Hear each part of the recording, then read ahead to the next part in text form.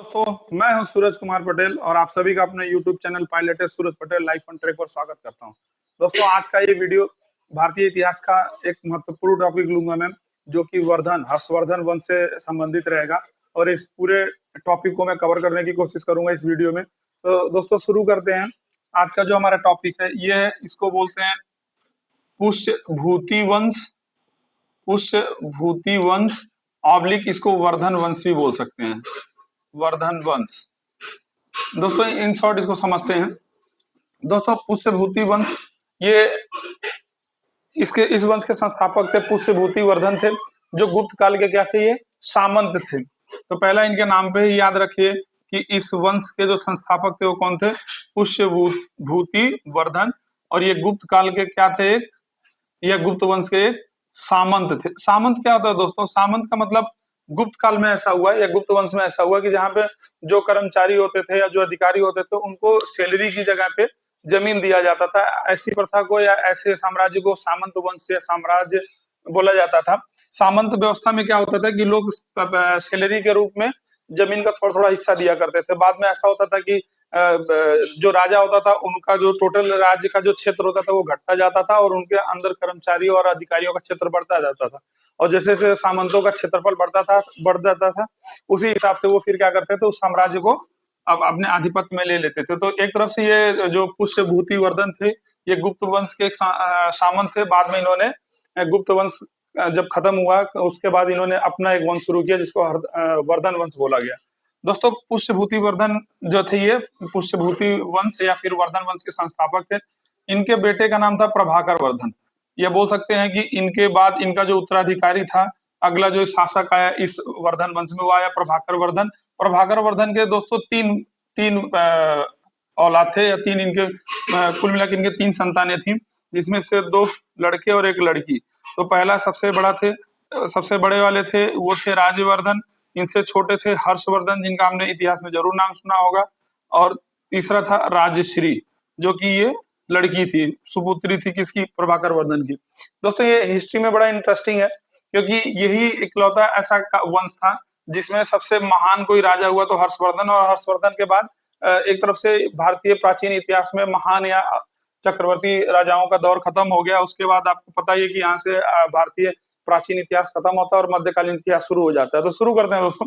दोस्तों, जो प्रभाकर वर्धन की जो लड़की थी राजश्री, इनकी शादी हुई गृहवर्मन से।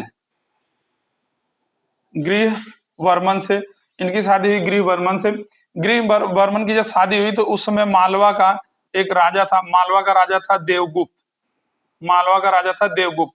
देवगुप्त ने जब शादी हो गई तो गृहवर्मन की क्या कर दी, हत्या कर दी। और साथ में राजश्री का भी ये हत्या करना चाहता था, लेकिन राजश्री कैसे तैसे करके जंगल में भाग गई, जिससे उनकी जान बच गई। जब ये बात पता चला राजवर्धन को, तो राजवर्धन ने देवगुप्त को निपटा दिया। अब जब देवगुप्त को राजवर्धन ने मारा, उसी समय गौड़, जो कि बंगाल में हुआ करता था, गौड़, ये बंगाल में शासन हुआ करता था इसका। तो गौड़ यानी कि बंगाल में देवगुप्त का दोस्त था शशांक। शशांक, इसने क्या किया, इसने राज्यवर्धन को निपटा दिया। ध्यान से समझते हैं। पहला पहला राजश्री की शादी हुई गृहवर्मन से। गृहवर्मन को मालवा का जो शासक था देवगुप्त, उसने हटा दो, गिरा देगा। मालवा का शासक था देवगुप्त, उसने गृहवर्मन की हत्या कर दी। साथ में उसने राजश्री को भी मारने की कोशिश किया, लेकिन राजश्री जंगल में भाग गई, जिससे उनकी जान बच गई। ये बात जब राजवर्धन को पता चली तो उन्होंने देवगुप्त को निपटा दिया।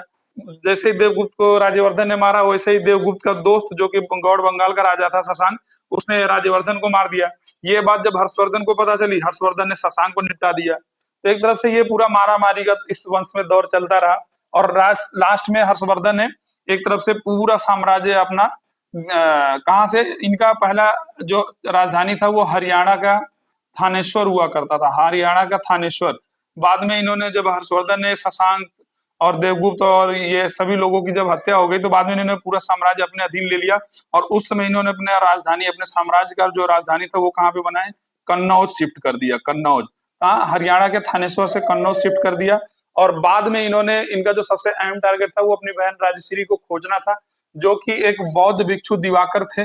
बौद्ध भिक्षु दिवाकर, इनकी मदद से हर्षवर्धन ने राजश्री का पता लगाया, और इन्होंने ही कन्नौज की जो कन्नौज साम्राज्य का जो राजकाज था वो पूरा का पूरा राजश्री के हवाले कर दिया और खुद इन्होंने राजश्री के संरक्षक के रूप में वहां पे शासन किया। इन्होंने कभी भी अपने आप को कन्नौज का राजा या साम्राज्य के रूप में इन्होंने नहीं माना। राजश्री को इन्होंने बैठाया उस जगह पे और अपने खुद वो संरक्षक बन के वर्धन वंश का आगे विस्तृत करते रहे, विस्तार करते रहे। दोस्तों इनके समय में हर्षवर्धन के समय में बाणभट्ट इनके कवि दरबारी कवि थे। इन्होंने दो रचनाएं मुख्य की थी बाणभट्ट में। पहला क्या था? पहला हर्षचरित रेप के इतिहास में क्वेश्चन आता है और दूसरा कादम्बरी। ये बाणभट्ट की दो रचनाएं थी। हालांकि जो हर्षवर्धन थे ये खुद साहित्य प्रेमी थे और इन्होंने 3 रचनाएं की थी। हर्षवर्धन ने 3 रचनाएं की। कौन कौन सा? पहला नागानंद,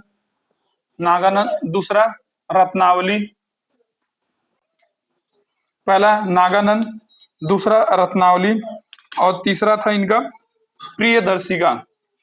तीसरी इनकी रचना थी प्रियदर्शिका।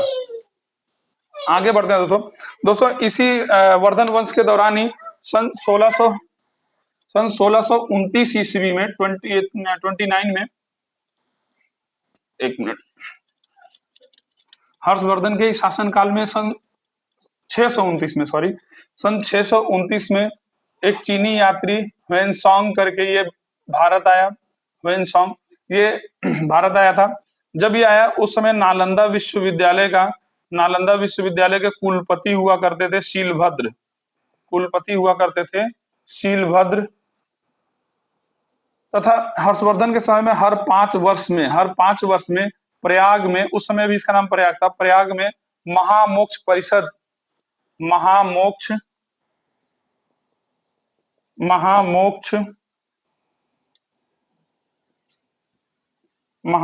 परिषद का ये गठन हुआ करता था समिति का, जिसको हर्षवर्धन ने इनकी विद्वता के आधार पे ही हर्षवर्धन को क्या किया, वहां का अध्यक्ष बनाया। किंतु वहां के जो ब्राह्मण थे इन्होंने इसका विरोध किया।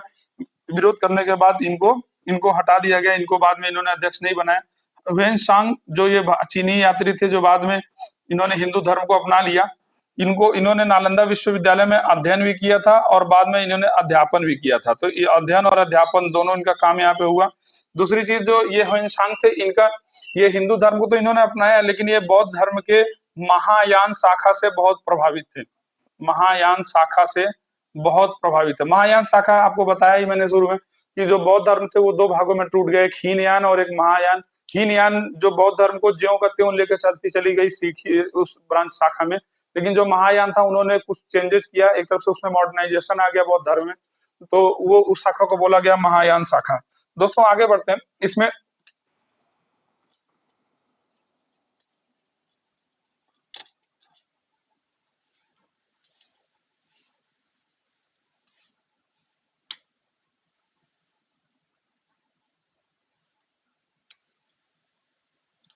दोस्तों हर्षवर्धन ने बाद में अपने वर्धन वंश का विस्तार करने के लिए ये जम्मू कश्मीर यानी कि कश्मीर तक इसने अपने साम्राज्य को अपने अंदर में लेने की कोशिश की, लेकिन वो सफल नहीं हो पाया।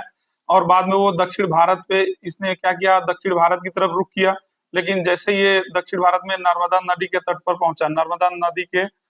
पहुंचा, वहां पे दक्षिण भारत का चालुक्य वंश के जो राजा थे पुलकेशिन द्वितीय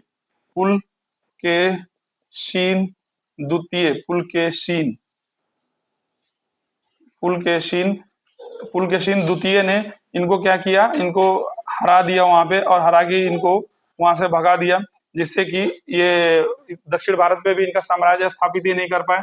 और ये जो पुलकेशिन द्वितीय ने, चालुक्य वंश का जो राजा था, इसने जब हर्षवर्धन को हराया, इसकी जानकारी कर्नाटक के एहोर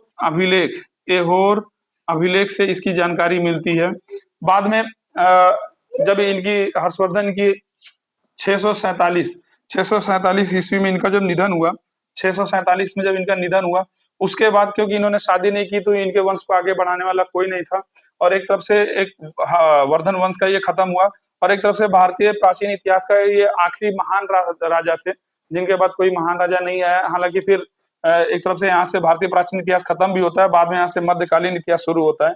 तो इनके बाद कोई भी नया इनका उत्तराधिकारी था नहीं, तो कोई आया नहीं। इसके वजह से हर्षवर्धन की मृत्यु के बाद एक तरफ से राजनीतिक शून्यता की स्थिति पैदा हो गई और हर्षवर्धन की मृत्यु को ही भारतीय प्राचीन इतिहास में युग परिवर्तन काल का नाम दिया गया। और हर्षवर्धन को शिलादित्य के नाम से भी जाना जाता था। हर्षवर्धन को शिलादित्य के नाम से जाना जाता था और उस समय याद रखिए कि ये प्राचीन इतिहास के आखिरी सबसे महान शासक थे। जबकि जो ह्वेनसांग जो इनके समय में आया था घूमने, चीनी यात्री ह्वेनसांग, इसको कई नाम से जानते थे। इसको बोलते थे नीति का पंडित बोला जाता था, नीति का पंडित बोला जाता था। दूसरा, इसको यात्रियों का राजकुमार बोला जाता था, यात्रियों का राजकुमार बोला जाता था और इसको यात्रियों का राजकुमार हो गया। और तीसरा, इसका शाक्य मुनि भी इसको कहा जाता था, शाक्य मुनि। शाक्य मुनि हालांकि गौतम बुद्ध को भी बोला गया। एक तरफ से ये हर्षवर्धन यानी कि वर्धन वंश के बारे में इन शॉर्ट मैंने जो भी आइडिया थे, जो भी इसमें इंपॉर्टेंट फैक्ट थे, वो सब आपको डिस्कस कर दिया। तो मिलते हैं अगले वीडियो में, तब तक के लिए नमस्कार, धन्यवाद।